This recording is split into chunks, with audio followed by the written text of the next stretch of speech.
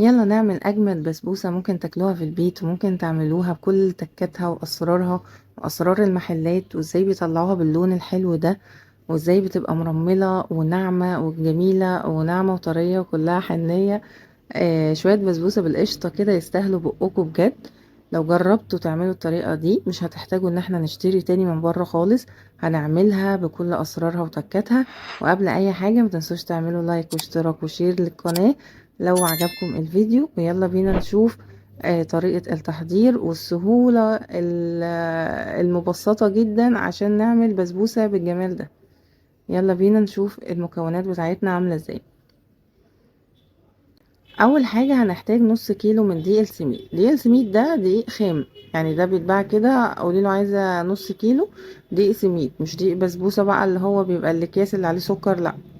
هنحتاج كمان معلقتين من لبن البودر، حمصناهم ونخلتهم كويس عشان لو في اي تكتلات، وهنحطهم عليه.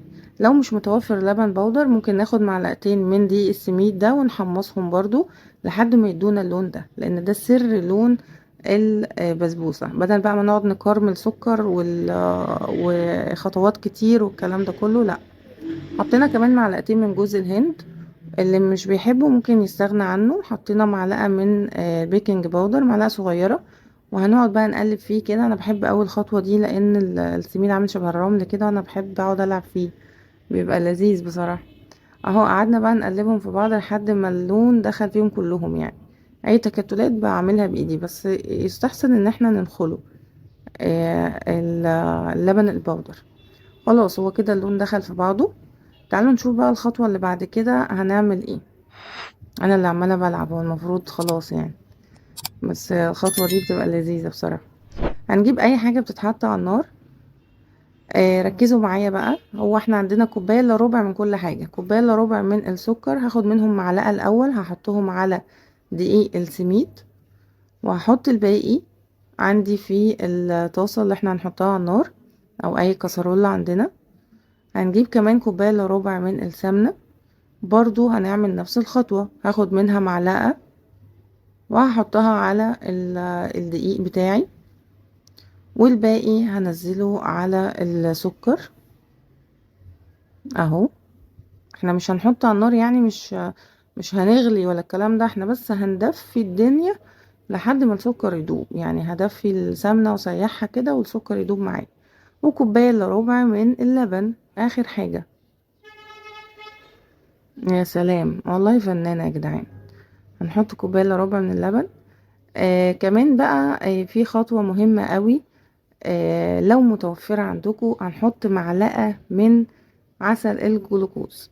ده هيديك قوام هايل للبسبوسة، هتلاقيها ماسكة نفسها وهتلاقيها مرملة وهتلاقيه القوام بتاعها حلو قوي. وعلى فكرة مش غالي خالص، يعني العسل الجلوكوز ده مش غالي خالص. هنحطه معاهم وهنرفعهم على النار يطفوا بس. في الخطوة دي بقى احنا حطينا معلقة من السكر ومعلقة من السمنة.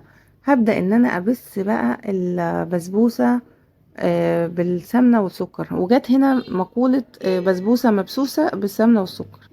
قولوها بقى كده كذا مرة وشوفوا هتغلطوا فيها ولا لا. خلي الولاد يقولوها، قولهم قولوها 10 مرات. بسبوسة مبسوسة بالسمنة والسكر. اهو قعدنا نبسها شوية كده لحد ما اتأكدنا ان السمنة والسكر دخلت فيهم كلهم. انا بحب الخطوات دي قوي لان زي ما قلت لكم ان دقيق البسبوسه عامل شبه الرمل، فبيبقى حلو قوي واحنا بنشتغل فيه كده بايدينا. بصوا اللون، لون ممتاز، وصلنا على لون ممتاز. خلاص بقى هنا عندنا السمنه دابت والسكر ساح زي الفل. انا مش عايزه اغلي ولا عايزه اسخن زياده عن اللزوم، احنا بندفي بس. وحطينا هنا اهو شويه منه وهنقلب. احنا برضو ما بنعجنش وما بنقلبش كتير، علشان الدقيق بتاع السميد لما بيتقلب كتير بيطلع الجلوتين اللي فيه، وهيبقى معانا مشكلة، مش هيبقى حلو بقى، هينشف مننا ومش هيبقى كويس. فاحنا هنقلب بالراحة خالص، اللي هو بس بدخل السوائل في الاماكن الجافة، يعني كل حباية جافة بدخل لها السوائل بتاعتها. بصوا بالراحة، يعني انا لا بعجن ولا بقلب جامد ولا بقلب بسرعة ولا الكلام ده. هجيب بقية السوائل بتاعتنا نحطها. ما تخافيش، حطي يعني حطي هي بمقادير مظبوطة بالظبط. اهو هنقلب كده لحد بقى ما نحصل على القوام ده. هنجيب صينيه ندهنها، صينيه وسط، وهنحط الخليط وبفرده، ببل ايدي شويه ميه وبفرده، بدخله على درجه حراره 180 لحد ما تاخد بقى لون معايا من تحت ومن فوق. اول ما بتسيب من الجناب كده بتشغلي عليها الشوايه لحد ما تاخد لون معاكي. لو عندك مروحه في الفرن ممكن تستغني عنها. شربات سخن والبسبوسه سخنه، الشربات بتاعها بيكون خفيف، يعني مثلا كوبايتين من السكر عليهم 3 كوبايات من المية وعصرة ليمونة، وبنسيبهم على النار ما بنقلبهمش. بصوا، اول ما تلاقوها بتشرب معاكم الشربات تعرفوا انها ناجحة. يعني هي لما تحطوا الشربات عليها وبتشرب تحس انها عطشانة، هي طالعة عطشانة بقى كده، البسبوسة معاكي ممتازة ناجحة جدا. اهو انا بستنى شويه بشوفها عايزه ولا لا، اهو بتشوفوا الوش بيجف تاني، فبروح مدياها شربات كمان.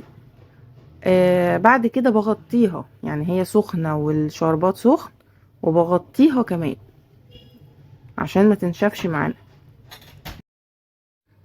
اهو غطيناها بقى بورق ألمونيوم، عندكم غطا محكم، عندكم كيسه تلفوها عليها وتحطوا فوقيه غطا زي ما انتوا عايزين. المهم نغطيها كويس علشان ما تنشفش معايا، وهنسيبها بقى شويه، يعني شويه حلوين لحد ما تبدأ تهدى خالص، وما تبقاش بقى ايه ناشفة، يعني ما تبقاش قصدي ان هي تبقى سخنة، لحد ما تهدى خالص والسخونية بتاعتها تروح. وهنفتح عليها ونقدمها بألف هنا وشفا. مش قادرة اقولكوا على جمالها وطعمها بجد. حطوا معاها بقى قشطة، انا من الناس اللي بحب احط معاها قشطة ولبن، ما تفهموش ازاي، بس بحب اخد وش اللبن كده لما اللبن بيجي صابح بقى والقشطة على الوش، وبحط معاها لبن كمان، بيهدي الدنيا، بتلاقوها ناعمة وحنية رهيبة وطعمها حلو. وما تنسوش تقولولي رأيكم في الكومنتات، وتقولولي انتوا بتتابعوني من انهي بلد وكمان نتعرف على بعض. ويلا بينا قوموا دلوقتي جربوا احلى بسبوسة في الدنيا، وبجد انا متأكدة انها هتعجبكم قوي. وبشكر فعلا الناس اللي تابعتني لاخر الفيديو. وما تنسوش اللايك والشير.